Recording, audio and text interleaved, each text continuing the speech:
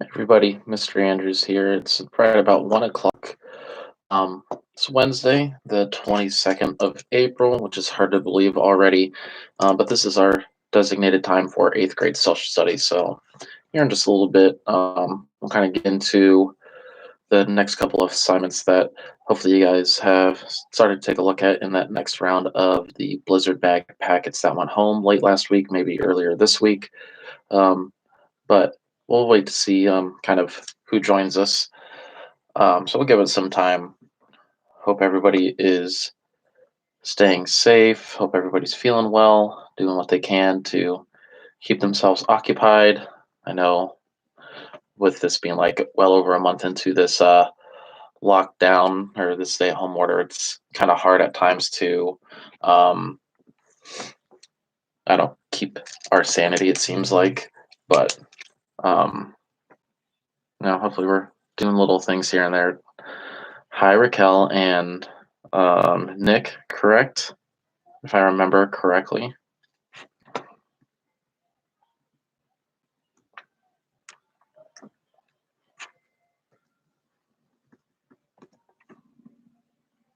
Hmm. Yeah, so you guys will have to help me out with some of the names here so I can, mark you down for attendance and stuff like that. So yeah, Nick and Elijah. Okay. I appreciate that, gentlemen. So yeah, we'll give it a few more minutes. Some people join, a few minutes after we go live here because some people are probably still sleeping, or some people are probably just waking up from pulling, doing their all-nighter, whether it's gaming or doing something. Um, but yeah, good to see you guys here. Hope you guys, like I said, are staying safe, staying home, only going out when it's necessary and stuff like that. Um, yeah, we're really living in some weird times. I know, like, my wife and I have been doing a lot of yard work. We've been trying to make some veggie gardens in our backyard just to kind of keep ourselves busy. And Malachi's here. Cool. Good to see you, Malachi.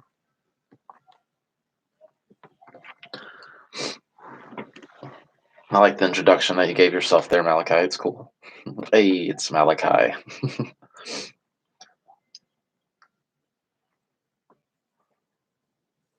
And how's everybody doing? Everybody doing all right? Did you guys have a quote unquote nice spring break the other week? Even though it didn't seem like it with, being home for well over a month now.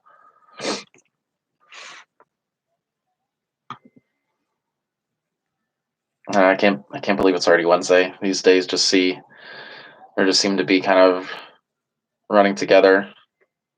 I look up and it's like already Friday almost and stuff like that. So Elijah doing well. That's good.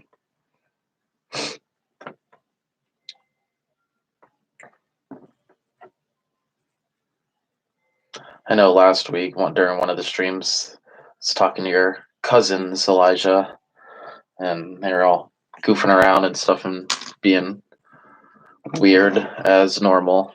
Uh, Abby and Lena. So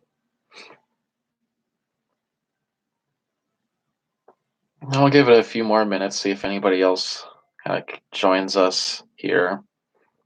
Like I said, we'll kind of get started. I'll talk about the newest Blizzard bag packet and some things on Google Classroom because um, some of us, maybe if not all of us, I don't know if I saw you guys last week in any of the chats. Well, I know I had to postpone or kind of do a video for eighth grade at a different time last week just because we had somebody coming over to the house to check the roof and stuff. I guess that one night where there was like the tornado warning and stuff, then like hail, and then it's been really windy, so our roof is kind of not doing the best. So I had to postpone the video till later. But there's just a couple things I want to go over before we start taking a look at the work. Um, so if you guys are able to, or if you're able to contact anybody, make sure you tell them try to watch as many of these videos either live or at a later time if you can. That way, they can get some credit as well. But I know, internet and computer issues are kind of different for everybody, and whatever schedules you guys have, I know maybe some of us are watching younger siblings and stuff like that, maybe while our parents or grandparents or aunt, uncle, whoever, maybe still luckily is working during this, or is working from home. So I know a lot of us have responsibilities, especially in the eighth grade. So we'll get started here in just about a minute. I'll probably say about 108 or so, so a couple more minutes.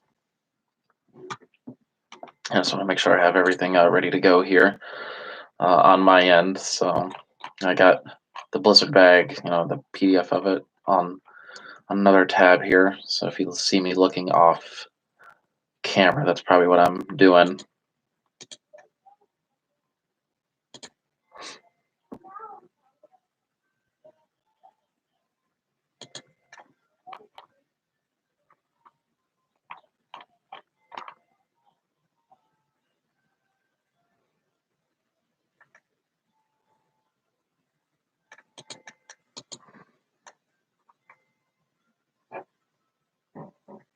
So my brother and sister are at my house. Okay.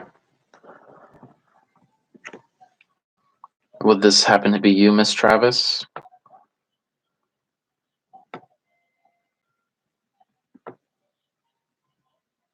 That's just joining us.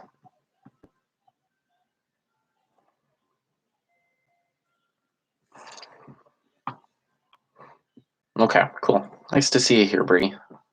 Kind of just in time. We're just giving it another minute or so to see if anybody else joins before we kind of dive into the work here. And if this is really the first time you're checking out one of my live streams, what we tend to do is just go over the work kind of step by step. I'll do the readings out loud for you guys if you need it. And, you're more than welcome to like help each other out and talk, discuss in the live chat there and ask any questions you have about the work. If something's not making sense or something that's just not clicking for you, that's going to be your time to and type it in there, and myself or one of your classmates can help you out because regardless of what grade you're in or what class, everybody really did get the same work. So I know some of us maybe have some cousins or younger siblings like in at the same school, so you guys can all help each other out. I try to keep it as streamlined as possible, nothing that you guys wouldn't be unable to do. I'll leave it in there for the internet. So they're smooching off your internet. I'm just joking. But yeah, we'll go ahead and get started. But I just want to ask them, I want to make sure. So if everybody can just do like a yes or no, did everybody get the newest Blizzard bag packet from the school, either like last Friday or at some point this week?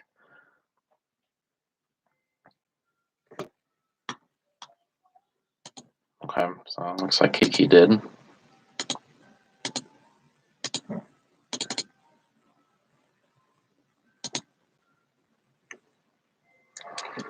Because that's what we're going to be going over. So again, if you did or if you did not yet receive the newest like social studies Blizzard bag packet, let me know. Okay. Looks like Elijah got it. If, not to confuse you guys with all the packets you guys are probably getting, or you guys probably did get this one. We got it. It has like the letter that I wrote on the very front of it. It says social studies and Summit Academy on the top left. Okay, so it looks like we just about all of us got it. So I know it seems like a very big packet, but again, this was created, and I don't know if other teachers have brought this up or talked about it, but it's meant to cover really the rest of the school year. We were making these packets without really knowing whether we would be going back to school or not. Even though most of us probably assumed or kind of knew, but we're just kind of waiting for confirmation that we wouldn't be coming back to school. And late last week or very early this week, maybe on Monday, I don't know if you guys have heard through your parents or guardians, but Governor DeWine did kind of say that school for the remainder of this school year will be doing the remote thing, doing the online stuff. So it does not appear that we're going to be going back to the actual school building for the rest of the school year. And that sucks for you eighth graders because we had a lot of fun stuff for you guys. And I'm bummed that you guys won't all be able to like hang out and see each other again. So that kind of sucks. But the packet, like I said, it seems like a lot. It's like 50 or 60 some pages, but again, it's all like front and back. So if you really look at it, it's like 30 some pages, I guess, or 25 or 30 pages. So altogether, it's like 60 pages. But some of that's reading, some of those are charts, diagrams, and stuff like that. Um, what I did post on Google Classroom is just a PDF of that packet, just in case you happen to lose it or if you need to pull one up on a computer. There's nothing that you actually need to complete for the packet on Google Classroom. There's no assignment packet on Google Classroom. Again, it's really there just to have like a backup copy of it. I think I may put that in the post for all the classrooms. So yeah, it's just a little message from me saying I'm just attaching this PDF of the packet. It's nothing that you need to submit, turn in, or complete, or anything like that. It's just a backup, just to have, just in case anything happens to yours. Um, so the packet, like I said, starts off with the letter that I wrote, just kind of letting you guys and family kind of know what's all going on and why this packet may seem kind of big, because it was made with the mindset that it was going to cover the rest of the school year. So, sorry if you can hear some mowing. We got some neighbors mowing their yard across the street. Um, and then it goes into a little bit about the different ways that parents or you guys can contact us or communicate with us. You guys are able to talk on Google Classroom or chat and ask questions and stuff like that. So normally, like throughout the school year, I kind of did not give you guys that ability because people in the past screwed it up and were joking around and putting stuff on there they shouldn't. Um, okay, that's fine if you didn't. Like I said, we're gonna get into it here in just a couple minutes to get started on it. Um, but yeah, the letter is just really kind of just a heads up. Here's what the thing is going to be about. Kind of letting parents and you guys know that this is a strange time for everybody and it's hard for everybody, whether people have kids or not, or whether you are being asked to still learn and go to school and stuff like that. The next page is kind of a breakdown about what the blizzard bag is actually going to be about. So this next this next blizzard bag is really broken up into kind of three different topics, like three big ideas. That's one, checks and balances in the government. It's picking up really from the end of the first packet that you guys got and that you turned in already. So the beginning of the packet, if you do it in order, is going to focus on checks and balances. The second part and um, is going to focus on these ideas on the origins of government. Okay, who created this idea of government, and maybe like who should actually rule. And we're going to examine a couple different types of government systems that have been in use and that are currently in use throughout the world. And then lastly, and kind of what a lot of this packet is actually going to focus on, are things like citizenship and the rights and responsibility of citizens within a country, and more specifically to our country. Again, this is for all grades and all classes. So if you guys have family members or siblings in sixth or seventh grade, work together, try to make it easy. Um, these topics do meet requirements for all grade levels and stuff like that. So even if you guys are in eighth grade, he feels like, well, why are we doing sixth grade stuff? It's really more or less them kind of doing eighth grade and seventh grade stuff, because these are things that they're going to have to learn eventually. So we're just kind of showing them that a little earlier than normal. And then I broke it down with the kind of 12 assignments of what this is going to be about. You guys can read those there if you have the packet with you. I'm not going to go through all 12, but my mindset with this being meant to cover 6 weeks is that, with these streams, we can get maybe 2 assignments per stream. Okay, some of them are maybe a little longer than others. Some of them may be shorter. Um, you guys don't necessarily need to do them in order, but if your mind kind of works that way, I think that's probably the easiest way to approach this, and that's how I'm going to do it during these streams. So once we get started on this, we're going to look at assignments 1 and 2. Okay, checks and balances. Just quickly going through the overview of this. It's again meant to cover 6 weeks. That's why it looks like a lot of work. You don't need to get it all done within 1 minute or within 1 week or 2 weeks. Take your time on it. You guys have really until next month, like at the end of May. These assignments are made through things like News ELA, Junior Scholastic, and iCivics. That's a program we haven't really looked at a whole lot yet, 8th grade. It's probably, I was going to use it more with our to kind of dig into um, how government is set up, because there's a lot of cool activities and things that we could have done and that we've done in the past that students liked. And it's from this program called iCivics. Some of you guys did already complete, if you look down at the overview, complete the um, article on Google Classroom about the census. So if you did submit it and like turn it in and stuff, that's been great and it kind of sent back. So if you're curious about your scores, check Google Classroom. It's also included in here if you did not yet do it. So if you did not do it on Google Classroom yet, don't worry, there's a copy of it here. And if you already did do it on Google Classroom, you don't need to do it again. Because I know some of us have turned it in on Google Classroom and others have not. But again, I know some maybe don't have a computer access and stuff. You didn't know about the stream, so you got the work. But yeah, it's something we've been doing for a while now here. So better late than never, Elijah. So it's okay. Well, yeah. There's been some confusion. As for my class, Elijah, Google Classroom, I will use primarily just to post supplemental material, links to videos or links for other resources that might help you with the packet work. But what you're going to be graded on is the packet work. The other assignment that I did post on Google Classroom a few weeks back, it was because it connected very well to the packet work. It was looking at an example from or about what our government does, or one of the things that our government is required to do by the Constitution. So my plan is to not really have any assignments posted on Google Classroom for the rest of the year, but really just to use it as a platform to post materials and things that can help you guys out. If you guys have questions, you can post there, and I will do my best to try to respond as quickly as possible.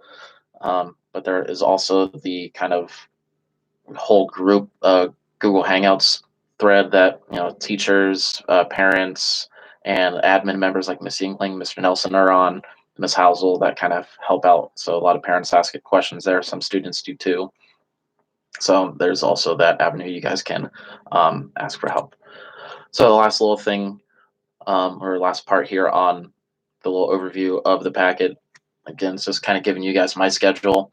Again, between 1 and 2, Wednesday, Thursday, Friday. You guys, 8th grade, Wednesdays. If you miss a day or aren't able to watch it live, again, you can always watch them later. You guys know how YouTube works. Or you can watch, if you prefer them live, you can do it tomorrow or do it Friday with the 7th or 6th grade, since they're getting the same work. I know schedules are weird. They don't work out for everybody, but this is kind of the one that works best for me. I have the 3 crazy boys here that I have to watch a lot. My wife, up until this past weekend, was working quite a lot during all this. She works in a hospital, so she was working quite a bit. So a lot of times it was me kind of watching the kids for a few days straight. So I have to fit my streaming schedule, kind of around what they need to do. And my son also he's in preschool, so he has to do a couple things in terms of work and things that are posted on like his Class Dojo and Google Classroom and things like that. But I will let you guys know if I cannot make a stream or if I'm going to be posting a video. Like tomorrow, my wife has surgery to fix something in her stomach as a result of the twins. So I cannot do the live stream tomorrow for 7th grade. I'm probably going to post a video either tomorrow morning or try to go later in the evening. But so this is the only thing I like live. Okay. Like I said, if you can't make 8th grade, Elijah, you can always watch a 6th grade one or 7th grade one. It's Wednesday, Thursday, Friday, 1 o'clock. I'll post on Google Classroom or in the Hangouts if I cannot go live. I'll try to let you guys know as quickly as possible.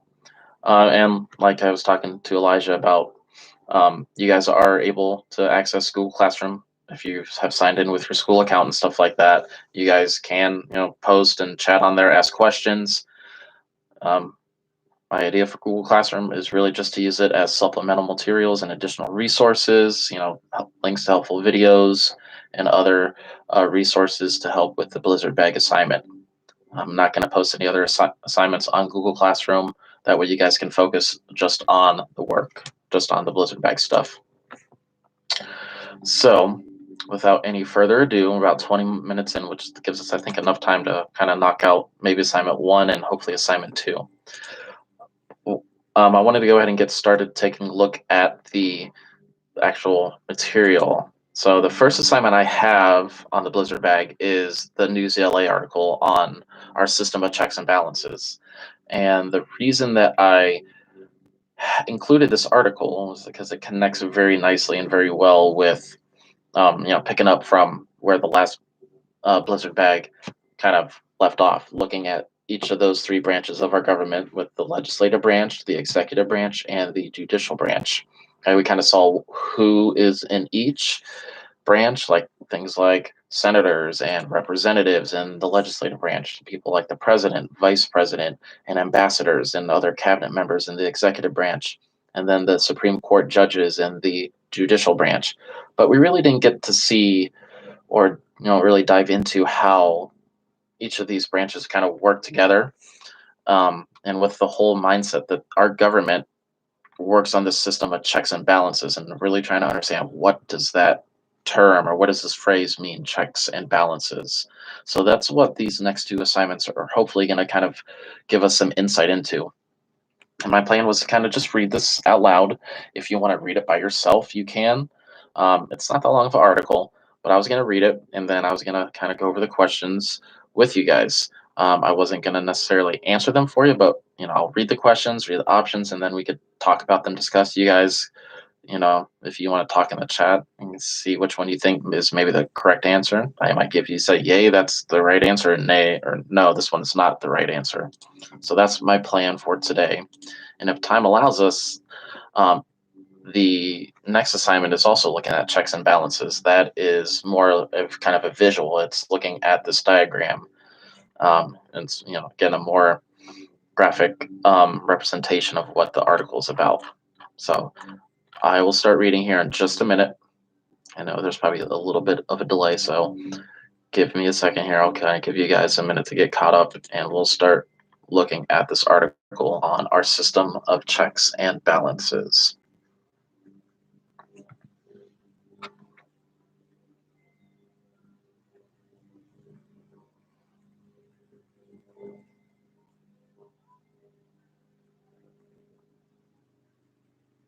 Okay, so our system of checks and balances. The founding fathers had an important goal when they wrote the U.S. Constitution. They wanted to make sure that one person could not have too much power. To do this, they created 3 branches of government. These 3 branches have a system of checks and balances. One branch may use its powers to check the other, or to check the powers of the other 2. This keeps a balance of power among the 3 branches. Again, think of what the colonists and ultimately what was the Revolutionary War about. They wanted to break away from this one person, from this king who had a lot of power. They didn't want a government that looked anything like it. The Constitution of the United States decided how the national government, called the federal government, should work. It divides the federal government into 3 branches. These branches are the legislative branch, which makes the laws, Congress, the executive branch, which carries out the law, includes the president, vice president, and the cabinet. And the cabinet meaning all the people that the president gets to kind of pick to help advise him or her on decisions in terms of things like the economy, defense, education, things like that. And the last branch is the judicial branch, which evaluates the laws, Supreme Court and other courts. So each branch of the government can change acts of the other branches. Okay, so that we're really going to get into kind of this idea of checks and balances. And when they're saying like a check, really meaning kind of how can they halt or how can they stop another branch. So we'll look at some examples. How can the legislative branch stop what the president is doing, or how can the judicial branch stop what Congress is doing? Okay. All right, so let's go ahead and take a look at the legislative branch here. The legislative branch mostly works on creating laws. Or the way I remember it, and the way I was taught to remember it, was legislative branch laws. Okay, that's what they do. So, legislative branch mostly works on creating laws. This branch includes Congress, which is made up of the Senate and the House of Representatives. American citizens vote for senators and representatives. The Senate, there are two elected senators from each state.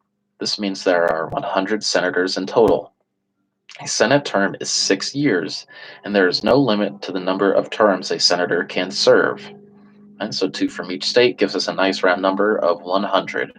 So, a big state like California, okay, where a lot of people, millions upon millions of people live, has two senators. So, little tiny Rhode Island, okay, which it doesn't have the population of California, still has two senators. It's part of this compromise that we kind of left off before all the craziness happened in the world. I think back to that Liberty's Kids episode. What was this compromise going to be about? This idea of how the Congress is created, that was that compromise. So, two senators from each state. The House of Representatives. So, there are 435 elected representatives divided among the 50 states, which are based on the state's population. States with more population or more people get more representatives. A representative serves a 2-year term. There's no limit to the number of terms an individual can serve. So the same representative can keep on getting elected and serving these 2-year terms. There's no limit. Same thing for a senator. A senator can keep getting elected and serve their 6-year terms. The legislative branch proposes ideas for laws. These are called bills. And when the same bill has been passed in both the House and the Senate, it gets sent to the president. The bill becomes a law if the president signs it. If the president does not sign it, it is called a veto. And that's an example of one of the checks or one of the limits that is written into our Constitution. So, the executive branch. The executive branch carries out and enforces the laws. It includes the president, vice president, the cabinet, executive departments, and other groups. American citizens vote for the president and vice president. Voting is free and secret. Key jobs of the executive branch include the president. So the president leads the country. This includes being the head of the federal government and commander-in-chief of the United States military. The president serves a 4-year term and cannot be elected more than 2 times. And this wasn't always the case. And I think I remember explaining to you George Washington, when he was elected president, he served 2 terms. So he served a total of 8 years and then said, that's enough. I think somebody else should be president. I want to go back home and work on my plantation. And it was this kind of unwritten rule. It wasn't necessarily a law that people had to follow, or a president had to follow. It's just it was the thing to do, and nobody really wanted to upstage Washington. It's like, I want to run for a 3rd term because I think I'm better than Washington, since George Washington had this reverence or this kind of godlike persona to him for a lot of people in the early United States. So the president has the power to either approve bills or veto them. So again, that's one of the checks that the president or the executive branch has on the Congress. Congress, however, can override a veto with a 2/3 vote. The executive branch also maintains relationships with other countries. The president has the power to make and sign treaties, which are deals with other countries. They must be supported by 2/3 of the Senate. And and it's all written into the Constitution to make sure that the president can't just always do what he or she wants to, but these things must be approved by a majority of the Senate. So the president can also make executive orders. Executive orders are rules for people who work in the executive branch to follow. The president has the power to forgive people for crimes, which is called a pardon. And the vice president. The vice president supports the president. If the president is unable to serve, the vice president becomes the president. This has unfortunately happened a few times in American history, whether it's been presidential assassinations, William McKinley, Abraham Lincoln, JFK, or maybe other presidents have gotten sick and cannot serve the president. So those are cases where vice president, and the reason why vice president is necessary. Vice president also serves as the president of the United States Senate, where he or she casts the deciding vote in the case of a tie. So again, with 100 senators, say there's a vote and it comes to 50-50, the vice president then will cast his or her vote, and it will, that will carry the win, will get the majority. Okay, moving on to the last page here of this article, the cabinet. So the cabinet members are those who advise the president. They include the vice president and the heads of the executive departments. The cabinet members are in charge of the 15 different departments. One is the Department of Education, for example. So the cabinet members are nominated by the president and must be approved by the Senate. So again, here we see another check kind of in place here. Even though the president gets to pick necessarily who they would like to be in charge of these different departments, like the Department of Education, Department of Defense, or this, Secretary of State, things like that, they still have to be approved by the Senate. And it's a lot easier when the Senate is the same, or when the majority of the Senate is the same party as the president. A little bit more difficult when it is the opposite political party. And our last branch is the judicial branch. So the judicial branch decides the meaning of laws. They also decide if laws go against the Constitution. The judicial branch is made up of Supreme Court and other federal courts, which are courts that decide things on the national level. So the Supreme Court is the highest court in the United States. The Supreme Court is made up of justices, which is a fancy way of saying judges. The justices are nominated by the president and must be approved by the Senate. Again, so even though the president gets to nominate, say, President, I want Jill Smith to be a Supreme Court justice. Okay, just because this is something the president wants doesn't mean that it's something the president's going to get. They still have to be approved by the Senate. Sometimes the Senate will say, yes, we like this pick. Sometimes the Senate will say, no, we don't agree with your pick. So Congress decides the number of justices. Currently, there are 9. However, there is no fixed term for justices. Justices can serve as long as they want, until they die or until they kind of are saying, you know what, I want to not necessarily quit. I want to stop being a judge. I want to live the rest of my life. So there are some justices that have been on the Supreme Court for a very long time. So they usually serve until they die or decide to stop working. So this has been a topic of debate and controversy that some people think, there should be a term limit for the Supreme Court justices. Others say no, because it's in the Constitution, it shouldn't be changed. We shouldn't go against what the founding fathers say. Okay, so that is the article on NewsCLA. Do we have any questions before we kind of jump into the quiz for this article? Again, if you could have followed along, could have read it on your own if you really wanted to. I'll give you guys a minute or so here. If you want me to go over something or explain something a little bit more, I can do that for you. If not, we'll kind of jump into the questions here in just a bit. But no, okay. Anybody else have questions, or is everybody good if we kind of move on?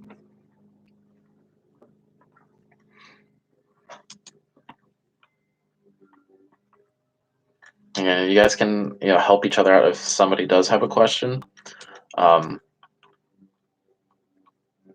guys can use each other as a resource and kind of help one another out to make this easier.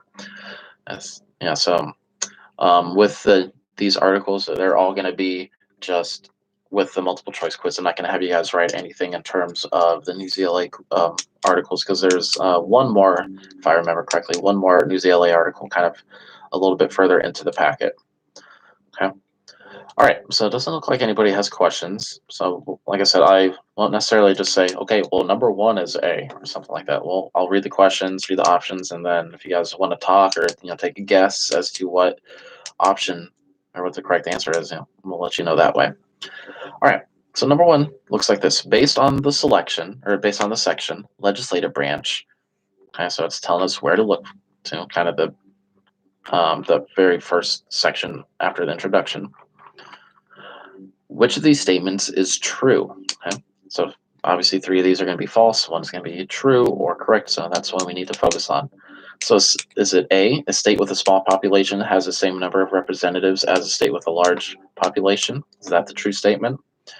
B, a state with a small population has fewer senators than a state with a large population. C, a state with a small population has fewer representatives than a state with a large population. Or D, a state with a small population has more representatives than a state with a large population. So out of these, which one is true? So who I've seen so far here, Elijah, is Raquel, Nick, um, Malachi, you obviously, and Miss Travis. So they either could be kind of working ahead. So you think that A is the true statement? A state with a small population has the same number of representatives as a state with a large population?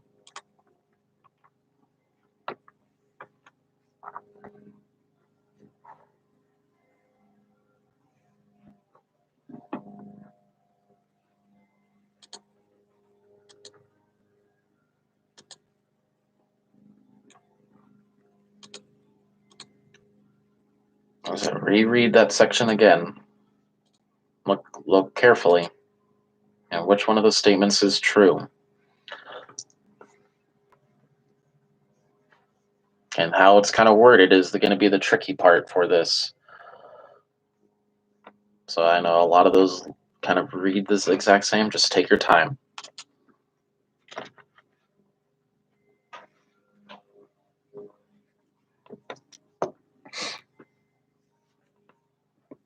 And the options are: a state with a small population has the same number of representatives with a large population. A state with a small population has fewer senators than a state with a large population. A state with small population has fewer representatives than a state with large population. Or a state with small population has more representatives than a state with a large population. So, go back and ask, which part of Congress or which part of the legislative branch has equal representation? Is it the Senate or is it the representatives? And that's going to help us kind of determine what is a correct answer here.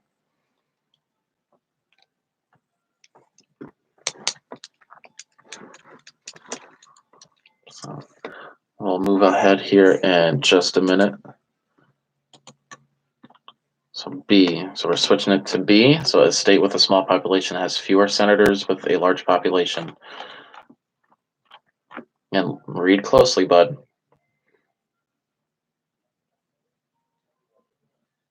So I think that will be the amount of help. So yeah, just look closely. Which part of Congress has the same representation? The House of Representatives or the Senate?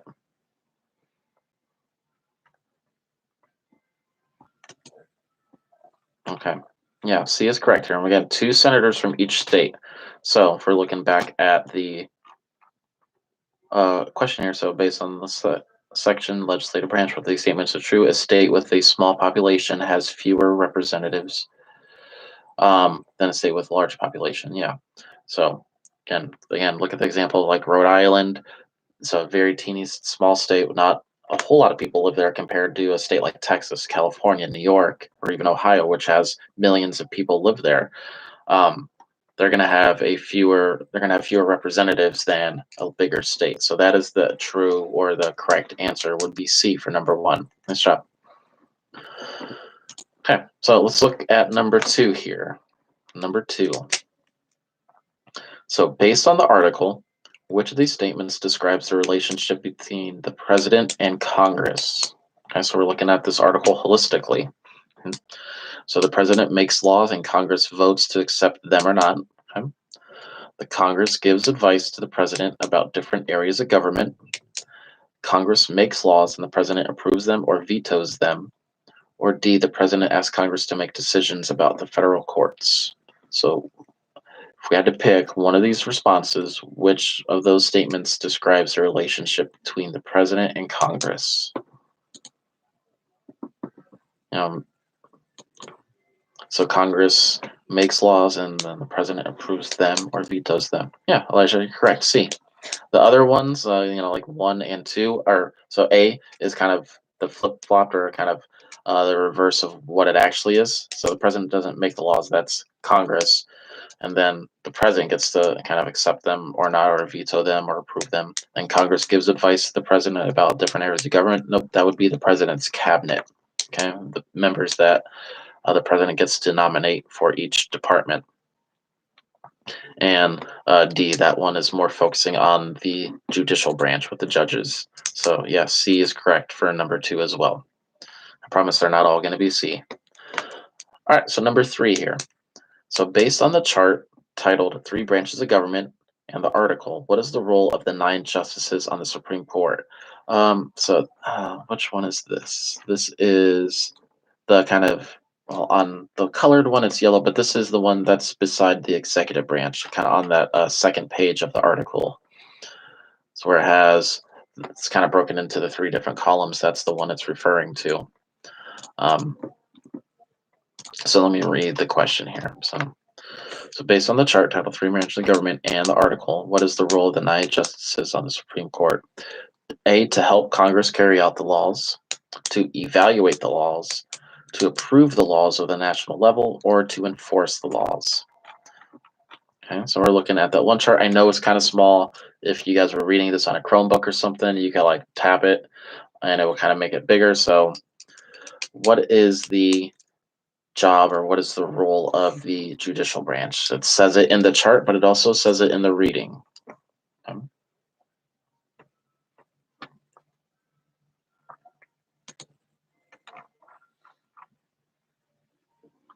So what is the role of the judicial branch or the Supreme Court? Okay. So it looks like we have Malachi saying B and Elijah saying C. One of us is correct.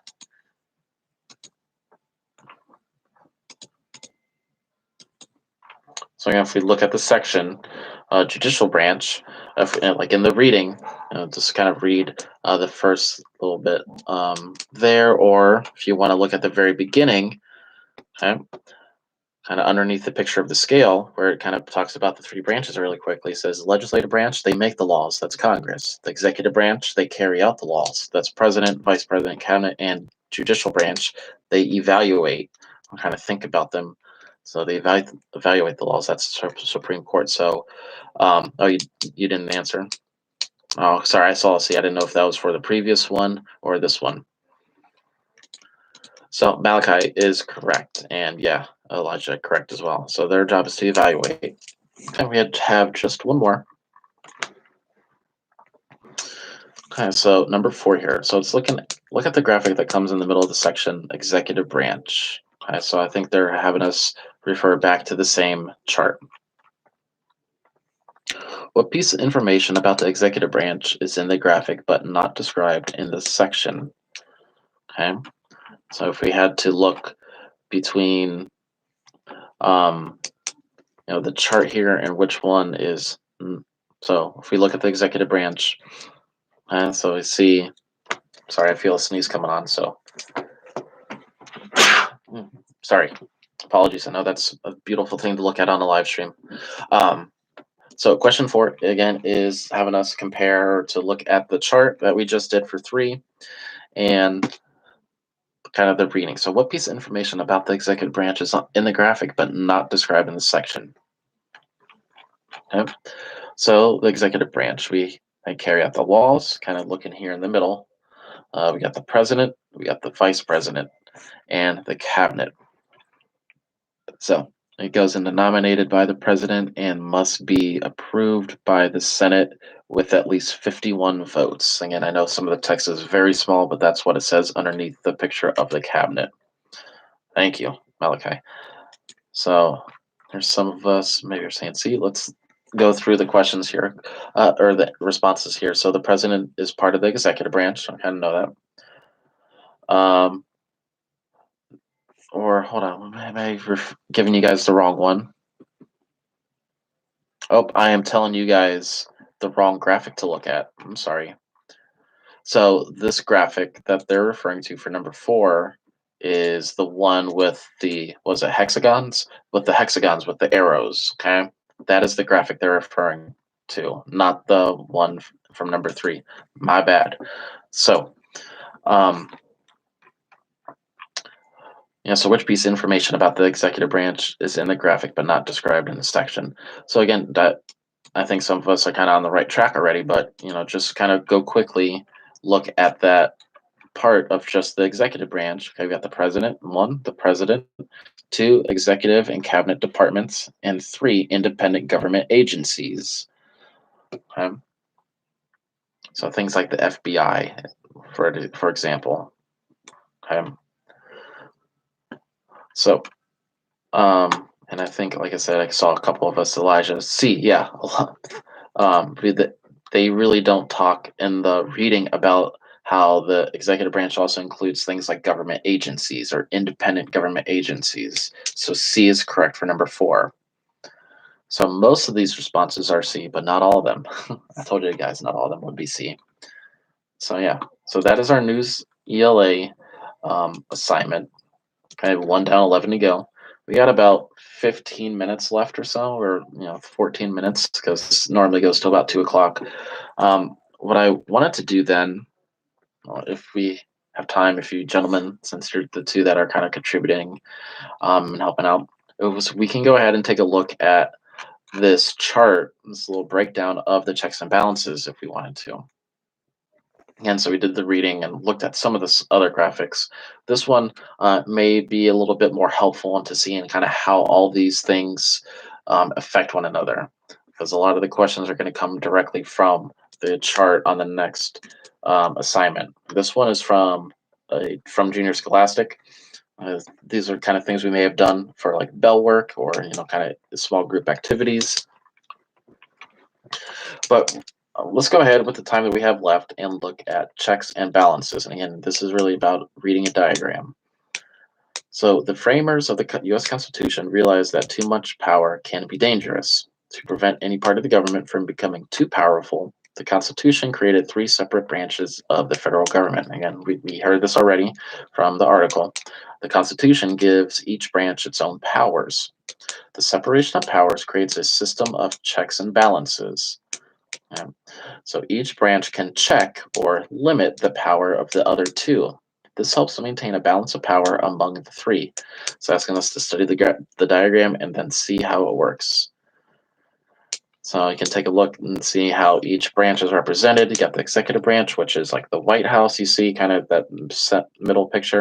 Down at the bottom right of this page, you have the judicial branch. Okay, that's the Supreme Court and other federal courts.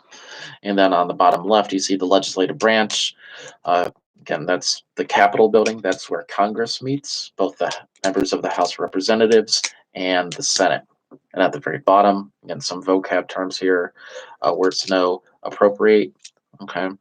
That's to set aside for a specific date, impeach, to bring a charge of wrongdoing against a public official. Again, obviously before this pandemic, there was the impeachment of Donald Trump. Again, impeachment and removal are 2 different things. Just because a president is impeached does not mean they lose their job necessarily. And impeachment doesn't only apply to the president, it can apply to any public official. Okay. So if you want to take a minute to kind of check out what like the powers or what the balances and checks are for each one here, you can go ahead and do that. Just follow some of the arrows and see how they limit each branch. It's kind of interesting. Like for example, if you're looking at the executive branch, the president, if we're looking at the right of the executive branch, president appoints Supreme Court justices and other federal judges. Okay, so that's something that they have influence over the judicial branch. However, okay, if you look down at the bottom left, the legislative branch, Congress can or Congress appropriates funds. Sorry. Here's one. Okay, sorry, I was confusing myself here for a second. So even though the president can nominate or appoint federal or Supreme Court judges, okay, the legislative branch, as we read in the News LA article, go like the bottom left and to their right arrow, one of the things they can do is they have to approve the appointments of judges. Okay, and they give a lot more examples throughout. So if we're looking at the questions, and again, most of these questions are going to come from just analyzing and looking at that diagram. 1 is asking, what does it mean to check the power of a branch of government? We're just really looking for the definition. What does it mean for one branch to check another? And that is in that little introduction. That's very small paragraph at the very top. So what does it mean to check the power of a branch of government? What exactly does that mean?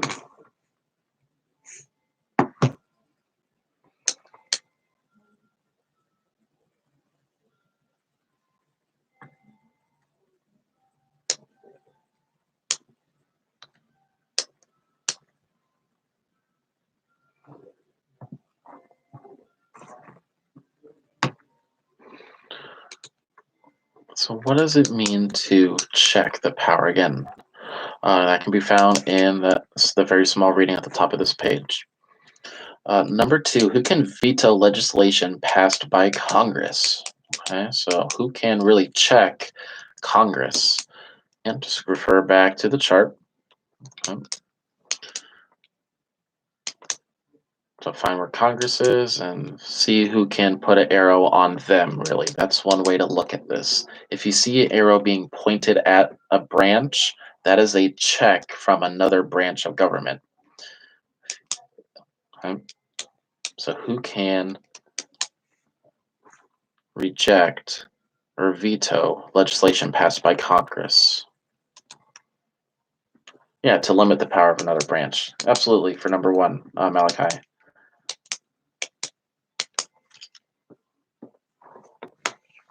So number 1 is to limit the power of another branch. Yeah, you can. The answer can be something as simple as to limit, or to limit the power. And for terms of number 2, okay, number 2, who can veto legislation passed by Congress? In this case, it would not be the judicial branch. They can do something else to the to Congress or to the legislative branch. Who can veto a bill passed by Congress? And look at what arrows are being pointed at the legislative branch. If it's not judicial, that leaves one other option.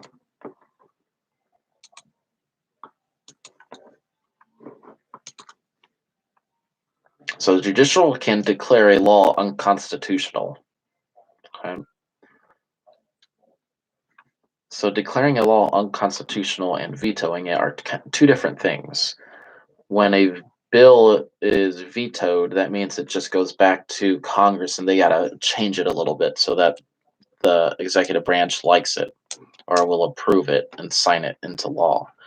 The judicial branch, their power on the um, legislative branch, they can declare things unconstitutional, saying this does not follow the Constitution. Okay, it is unlawful.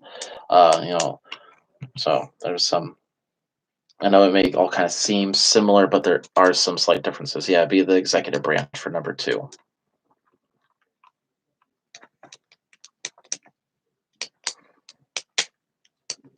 Okay, then number 3 is how can Congress then override or kind of veto a presidential veto in some ways?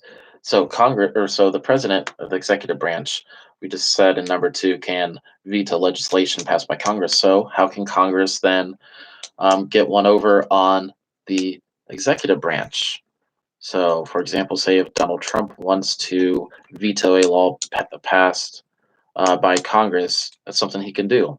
All right. But then the Congress has something in their back pocket that they can do. So, what can the Congress do? And see what boxes are pointing towards the executive branch. What kind of vote do they need to override a veto?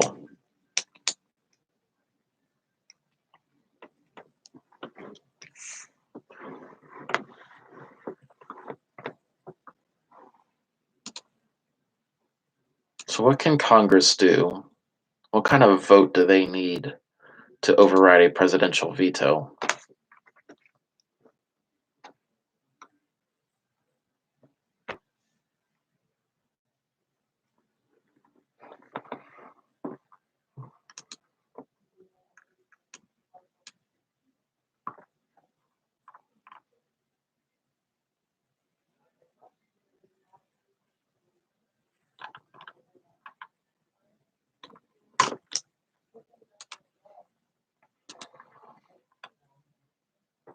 So a president can veto or reject bills passed by Congress. Okay, that's a check. And a way to balance that out, okay, the Congress can do something else though. So the Congress can override a veto by a two-thirds vote of each part or each chamber. That's a fancy way of saying they need a two-thirds majority in the Senate and they need a two-thirds majority in the House of Representatives. So that's that'd be that first bullet point. Okay, in the box underneath the executive branch on the left hand side there. Yeah, two-thirds vote. Nice. Okay, we got a few more minutes here.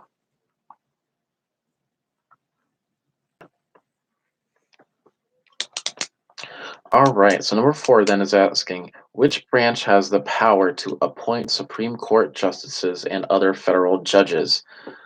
So the courts can't really just pick who they want to serve on their or in their court. Okay. Um, there is a branch. So which branch is it gets to kind of appoint the Supreme Court justices and other federal judges? What arrows are being pointed at this judicial branch? So what arrows are being pointed at the bottom right picture of the Supreme Court? Is it the legislative branch that gets to do this, or is it the executive branch? Or is it a person in the executive branch?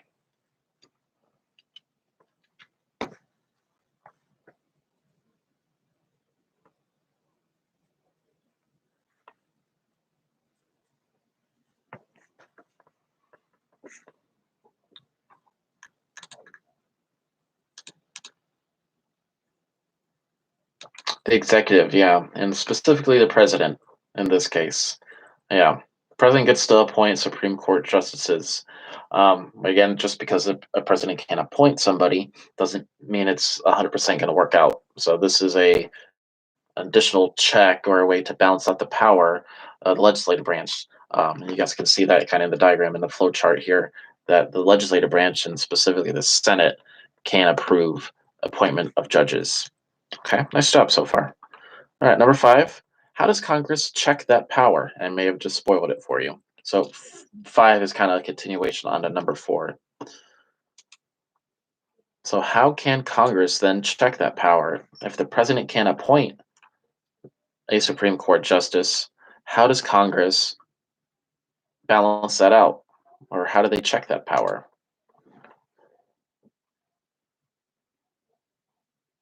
So if we looked at one arrow pointing down there at the judicial branch, what can we get from the box that's also pointing at the judicial branch?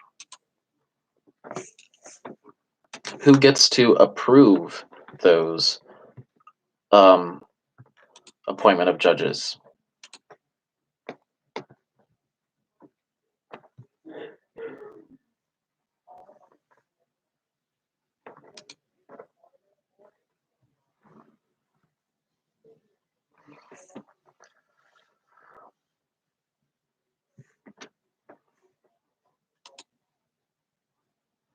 The president gets to appoint those Supreme Court justices, but then which part of Congress gets to say yay or nay? Is it the Senate or the House of Representatives? Okay. So that's number 5. I'm going to kind of go through the last few here, and again, they're all kind of on that in the chart here in the diagram,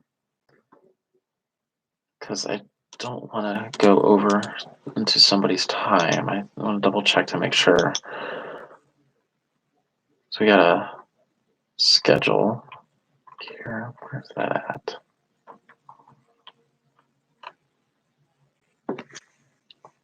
Sorry, give me 1 second.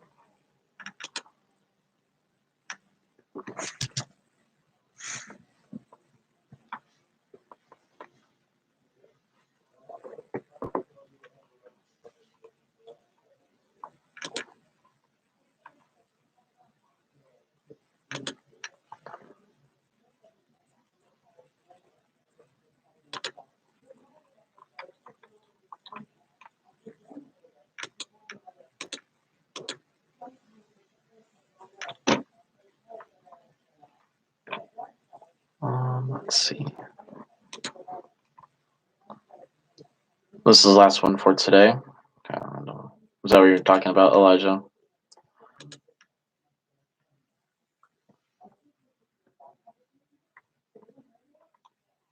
Yeah, it looks that way. Okay, I can stay on a few more minutes.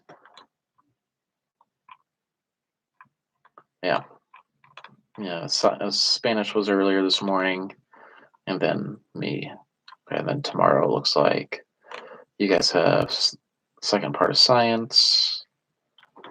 Okay.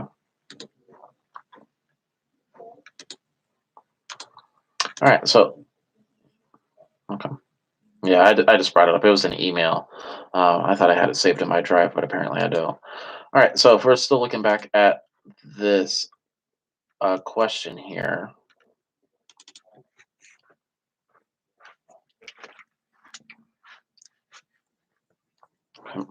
So how can then Congress? This is number 5. So how does Congress check that power? How does the Congress check the power of the president to appoint a Supreme Court justice? What can Congress do? Specifically, what part of Congress? So it's either going to be the Senate or the House of Representatives. They have some sort of power that they can do. All right, so I'm going to go ahead and look at number 6. So how can federal courts check the president's power? All right, so again, really just looking to see what arrows are being pointed up at the executive branch or what arrows are being pointed up from the judicial branch. It's really just a matter of following the arrows here. Not the house. Again, don't just guess. It's there on the diagram. Okay.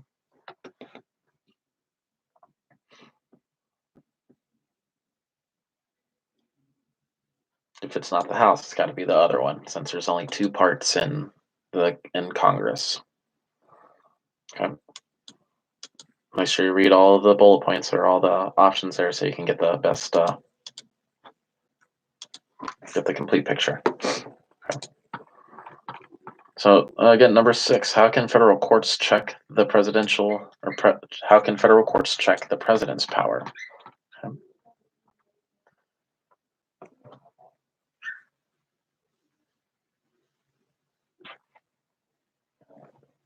So what can federal courts do to the executive branch? Yes, the Senate can approve or disapprove the Supreme Court justice for number 5. Nice job. Yeah, even though the president gets to nominate or potentially appoint a person to sit on the Supreme Court, again, somebody who sits on the Supreme Court can serve really until they die. And that that has recently happened with Justice Scalia a few years back. He pretty much lived or served on the court until his health became a real issue, and then for a couple of years there were only 8 people sitting on the Supreme Court. President Obama tried to nominate somebody, but he did not get approval from the Senate. Since President Trump has been in office, he has appointed 2 Supreme Court justices, and both were approved by the Senate. So Obama did appoint 2 previous justices went earlier in his presidency. So yeah, the Senate then can approve or disapprove a Supreme Court justice. And then, like I said, moving on to number 6 then. Okay, so how can federal courts then check the president's power? If the president gets to potentially pick who sits on the Supreme Court, what can the Supreme Court do back to the president or the executive branch? So look to see where our judicial branch is, the bottom right of the diagram here, the Supreme Court. And see what arrows are being pointed up at the executive branch. What is one of the things that the federal courts can do? What can they declare? Yeah, they can declare that something a president does unconstitutional. That has happened a couple times in President Trump's tenure in office. I think one of the kind of first things that President Trump was, got heat for was trying to implement that bill or that law to stop immigration from a lot of Muslim or Arab countries, and the um, impeach Elijah. That's something that the Senate can do. That's not up to the Supreme Court. Um, in fact, this example, but early in President Trump's presidency, the Supreme Court declared that this action, this thing that President Trump tried to do, was unconstitutional. It went against what the Constitution said that a president can and cannot do. So impeach Elijah. That is a check on the president or any public official, but it's not something the Supreme Court does. That would be the Senate. Okay. All right. So looking at number 7, sorry. So how can federal courts check the power of Congress? So again, just see what arrows are being pointed at Congress.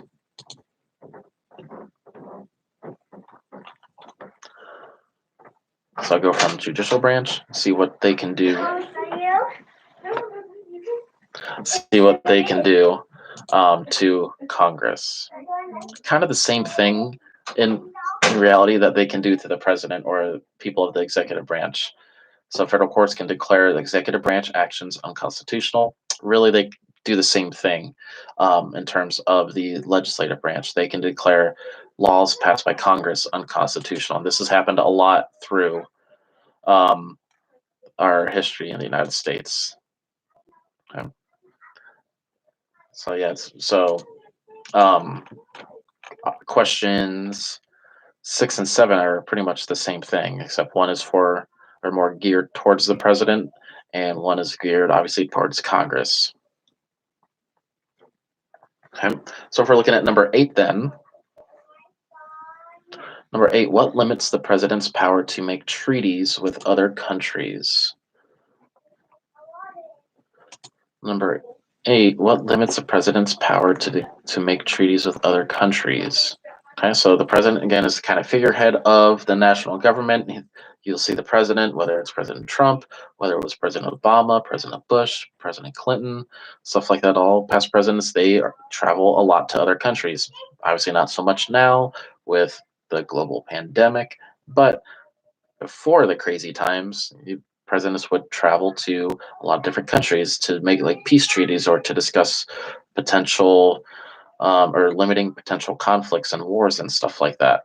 So, how does Congress limit what the president can do with other countries? What does the president need in order to a treaty to be approved?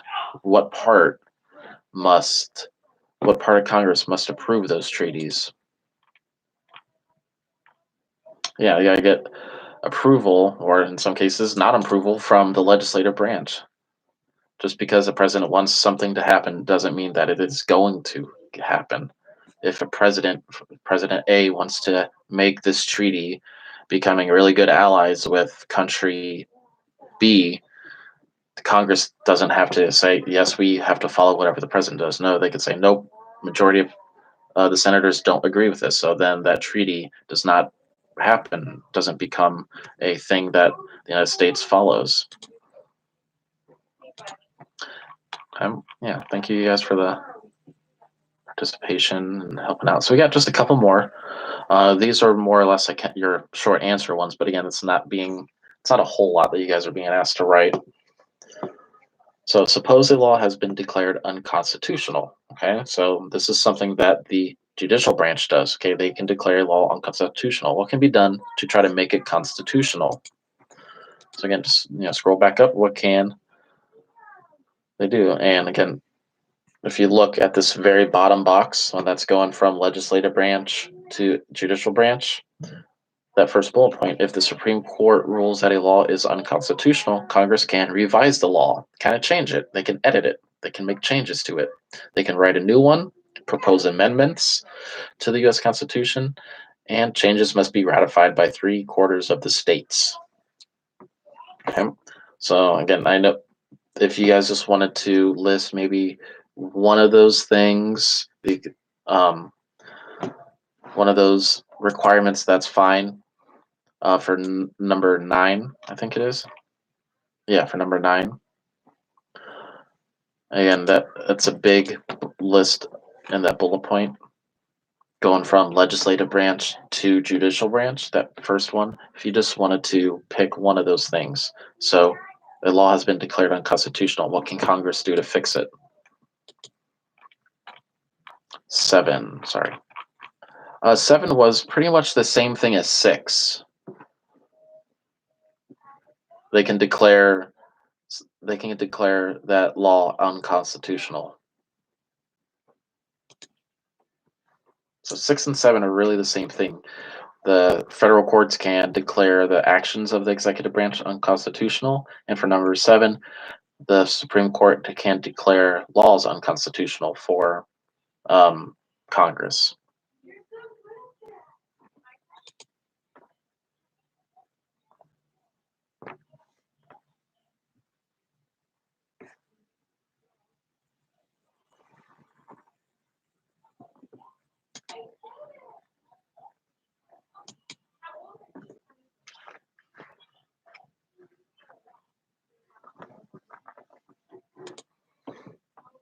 Okay. And on number 9 again, so putting us or giving us a scenario that a law has been declared unconstitutional. What can be done to try to make it constitutional? Yep, no problem, Elijah. And again, it's really just going back into the diagram. So look at the kind of the bottom part of this diagram here, legislative branch, and follow the arrow pointing to the judicial branch. Okay, so like that first bullet point in that bottom box. So if the Supreme Court rules that a law is unconstitutional, Congress can revise the law. It's a fancy way of saying they can change it, or they can write a new one. And then it goes into the steps after that.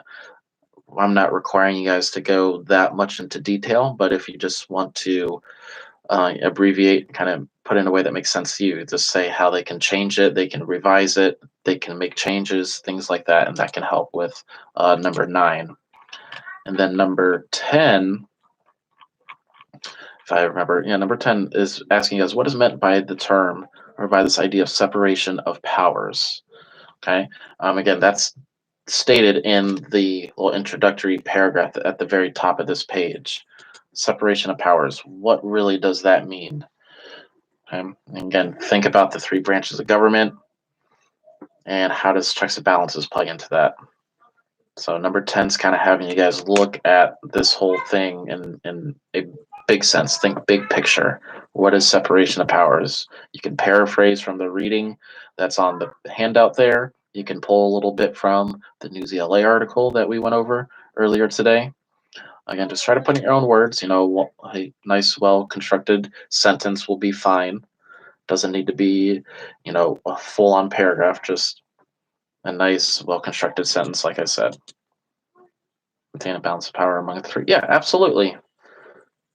That's a good way of saying separation of powers. That's really the point of this. You don't want one part of the government getting too much power. Again, in theory, that's what the Constitution is meant to do.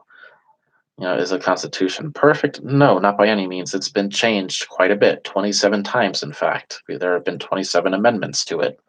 So it is not this kind of sacred thing that should never be changed or should never be questioned. No, there needs to be changes made, especially for a document that's over 200 years old. We need to change it. We need to adapt it so it fits our time nowadays. Yeah, these are all good responses for number 10, or a good way to kind of paraphrase this idea of separation of power. Again, to make sure that one person doesn't have too much power, or to maintain a balance of power between the 3 branches. Those are excellent, gentlemen. Nice job. Again, think of what the colonists broke away from with Great Britain. They broke away from a king, that one person who had too much power, because they weren't necessarily having any kind of representation. Their ideas, their pleas weren't being heard, so they wanted to come up with a new form of government. They tried the Articles of Confederation. That didn't work. Okay, so they go back to the drawing board, and what comes out of the new idea of government is the Constitution, with this idea of three branches of government. Unless you guys, Malachi and Elijah, have any questions, we're gonna wrap it up there. It's gone a little. How long is the chat delay? I don't know. It's hard for me to tell. My guess would be a few seconds. I know it probably gets posted a few minutes after I'm done here. That way, it compresses the file and everything and then uploads it. I think about 10-15 minutes or so. The actual delay from like when I talk to when you guys hear it, my guess would be a few seconds.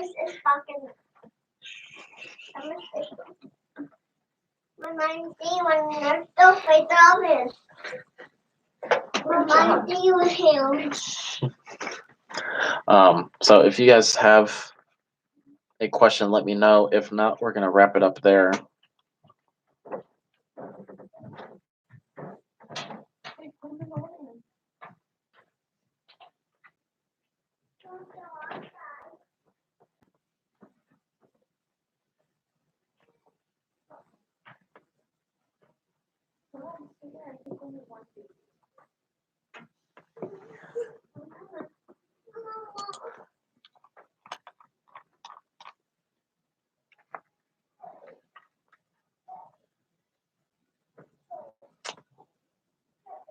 Well, if you guys are all good, like I said, if you do have questions, let me know. Type it in here in the chat, or if you think of one later, ask it on Google Classroom, or if you do have or are part of the chat that's it's on Google Hangouts and stuff like that, ask it there. Can help you out that way. If you haven't, make sure you guys subscribe to the YouTube channel for the school, and obviously, like all the YouTubers say, smash that notification bell and stuff like that, and click all so that way you can get all the notifications whenever we go live or post videos. Because I know some students have been having issues where they don't know when some teachers are going live. So subscribe if you haven't already, and make sure you enable notifications. Elijah and Malachi, I appreciate you guys helping each other out, helping me out, making this a little less awkward. But on that note, if everybody's good, we're gonna call it a day there. This one went a little longer than normal, which is fine. We were getting some good work done. Always happy to stay on, help you guys out. Again, if you guys miss a day or something, check back on YouTube. You can always watch the other streams for 7th and 6th grade, since everybody has the same work. And if not, we'll see you guys next week. Again, appreciate you guys for hanging out and participating. So I'll see you guys and talk to you guys on another day. See ya.